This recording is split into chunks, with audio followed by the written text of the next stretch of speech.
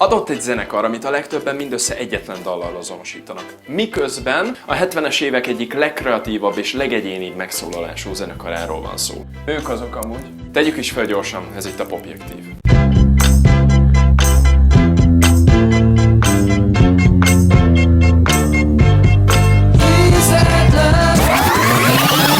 Sok szeretettel üdvözlök mindenkit, ez itt a Popjektív második adása. Rajongásunk mai tárgya pedig a 10cc The Original Soundtrack című nagylemeze. Imádom. Mielőtt neki kezdünk, hallgassunk csak bele abba a dalba, amit mindenki ismer. I'm not in love, so don't forget it. It's just a silly phase I'm going through.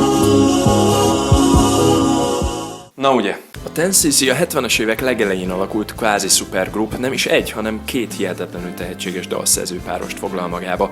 A kísérletezőbb art rockos vonalat a művészeti suliból érkezett Kevin Godley és Lol Creme, míg a hagyományosabb popzenei megközelítést a más zenekarokban már bizonyított Eric Stewart, valamint a szakmában addigra már jól ismert slágergyáros Graham Gouldman képviseli.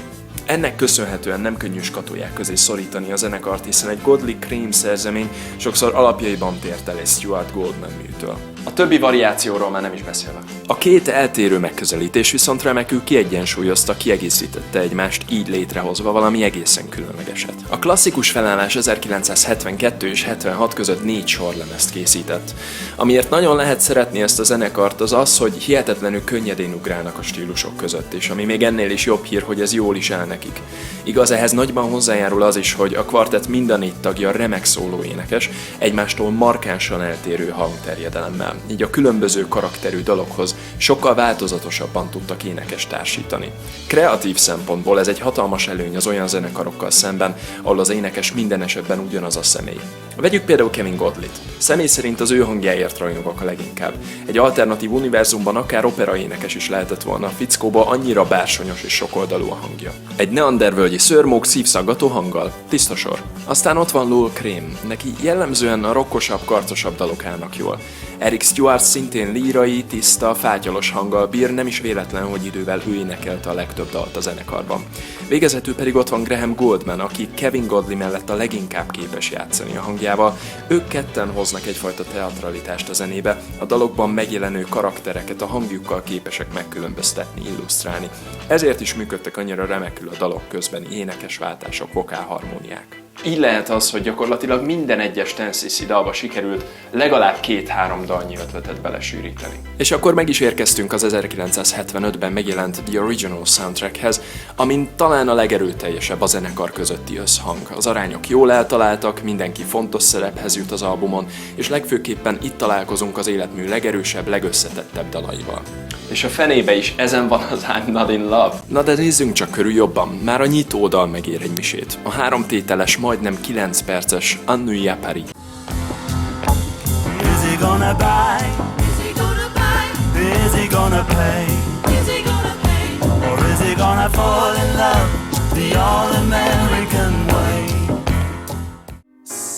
He was a pimp in a Blackberry, but he was an artist in his own way. Ooh la la la, ooh la la la la. One night in Paris is like a year in any other place. One night in Paris, what a smile on your pretty face. Egész egyszerűen hihetetlen és közel tökéletes illusztrálása a zenekar összes stílusjegyének. Ott van a már-már musicales, kabarén, rockoperán és tánczenén végigváltható zene, a klasszikus, szinte filmszerű történetmesélés, az ilyen-olyan mennyiségben az életmű teljes terjedelmében megjelenő szarkasztikus humor, irónia, no és persze a 4 fickó hangjának tökéletes elegye. Mi? Lehet, hogy ez így elsőre nagyon töményen hangzik, de tessék csak emlékezgetni. Ezek után puszta véletlen lenne csupán, hogy Freddie Mercury több mint fél év múlva előállt a Bohém Rhapsódiával? Csak mondom. Aztán rögtön második dalként megkapjuk a dalt, aminek a címét most már többször nem mondjuk ki. Ami minden idők egyik legszebb szerelmes dala lenne, ha a dalszöveg nem épp azt ecsetelné, hogy szó sincs itt szerelemről, sőt, a legjobb az lenne, ha hagynánk is az egészet a francba. A dalról magáról csak annyit, hogy egy igazi stúdiótechnikai szörny szülött és egyértelmű mestermű, amit jó eséllyel mindenki hallott már legalább egyszer életében.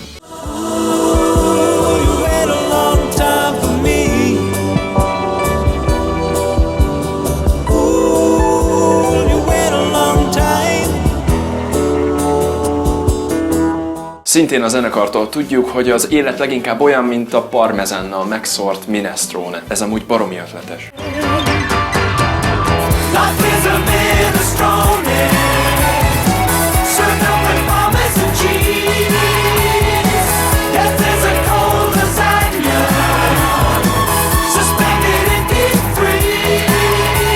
Vagy hogy az elüzleti esedett vallás bár sok mindenkinek hasznot hoz, a megváltáshoz ez nagyon kevés.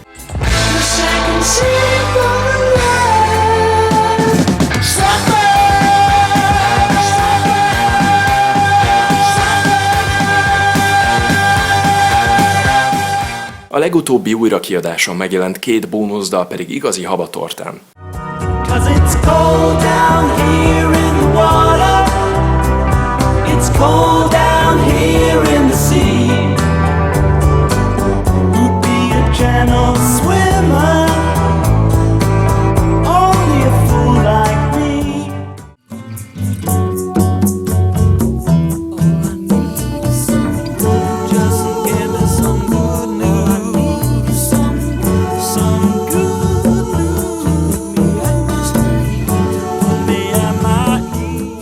A klasszikus 4-es ezt követően még egy albumot készített, amely ugyan bőven tartalmaz brilliáns pillanatokat egy osztályzattal lemarad elődjétől. A zenekar fele, Godley és Creme túl szűknek érezte a Ted Cichy által felállított, egyébként meglehetősen tágas kereteket, így 1976-ban otthagyták a zenekart, hogy duóként, Godley és Creme-ként folytassák. A változó népszerűségű zenei projektjeik mellett az MTV korszak felkapott videóklip rendezői lettek, kifejezetten eredeti, emlékezetes munkákkal. Íme néhány példa a teljesség igénye nélkül. Every breath you take and every move you make.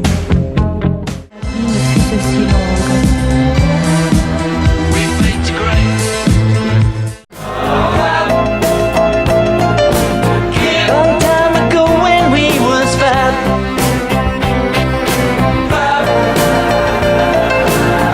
but it's all over now, baby blue. Don't give up, 'cause you have friends. You don't know how to play the game, and you cheat, you lie. You don't even know how to say goodbye.